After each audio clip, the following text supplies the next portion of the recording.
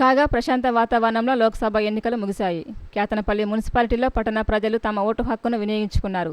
Ramakrishnapur police station పరిధిలో 22 కేంద్రాల్లో 44 polling బూతుల్లో నిర్వహించిన ఉదయం నుండి సాయంత్రం 4 గంటల వరకు ఓటర్లు తమ ఓటు హక్కును వినియోగించుకున్నారు. చెన్నూరు ఎమ్మెల్యే వివేక్ వెంకటస్వామి పోలింగ్ జరుగుతున్న కేంద్రాలు పరిశీలించారు. మాజీ ఎమ్మెల్యే బాల్క సుమన్ కుటుంబ సమేతంగా ఓటు హక్కును ఉపయోగించుకున్నారు.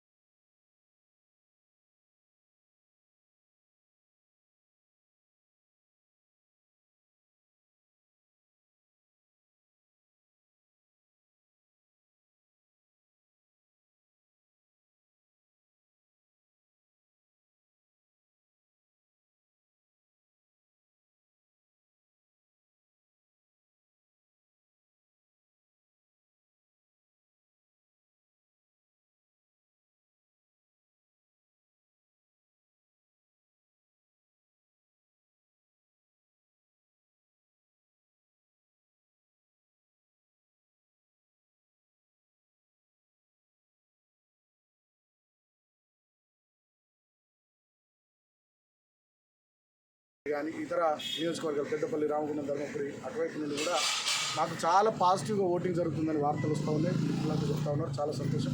ప్రజలందరినీ నేను కూడా కోరుతా ఉన్నా, డెఫినెట్గా సాయంత్రం 4 వరకు జరిగే పోలింగ్లో అందరూ పాల్గొనండి. కేసీఆర్ గారికి మీ ఆశీర్వాదం ఇవ్వండి. కార్మిక బిడ్డ అయినటువంటి కొప్పలీశ్వర్ గారికి మీ ఆశీర్వాదం ఇవ్వండి. రాబోయే రోజుల్లో మీకు మరింత సేవ చేస్తాం, ఇంకా మంచిగా కష్టపడతాం, ప్రజల పక్షాన పనిచేస్తామని చెప్పి సందర్భంగా తెలియజేస్తూ, అన్ని రకాలుగా ఎన్ని ప్రలోభాలకు గురి చేయాలని, ఎన్ని కుట్రలు చేయాలని, ఇతరత్ర అనేక రకాలైనటువంటి ఒత్తిళ్ల ద్వారా ఏదో ఓటింగ్ను ప్రభావితం చేయాలని అధికార కాంగ్రెస్ పార్టీ చూసినప్పటికీ కూడా ఇవాళ నేను అనుకోవడం, if I'm not wrong, Congress party డెఫినెట్గా పెద్దపల్లి పార్లమెంట్ నియోజకవర్గంలో 3rd ప్లేస్కి పోతుంది. ఈ పోలింగ్ ప్యాటర్న్ చూస్తే అనేది ఇప్పటివరకు నాకు అర్థమవుతా ఉంది. సాయంత్రం పోలింగ్ అయిపోయిన తర్వాత ట్రెండ్స్ వస్తాయి. డెఫినెట్గా నేను అనుకోవడం కాంగ్రెస్ పార్టీ 3వ స్థానానికి పరిమితం కాబోతూ ఉంది. పోటీ డెఫినెట్గా బీఆర్ఎస్, అదేవిధంగా 2వ స్థానంలో బీజేపీ ఉంటుంది. బీఆర్ఎస్ మంచి మ్యాచ్ సాధిస్తాయని చెప్పి నాకు ప్రజల స్పందన చూస్తే నాకు అర్థమైంది. Thank you. జై తెలంగాణ.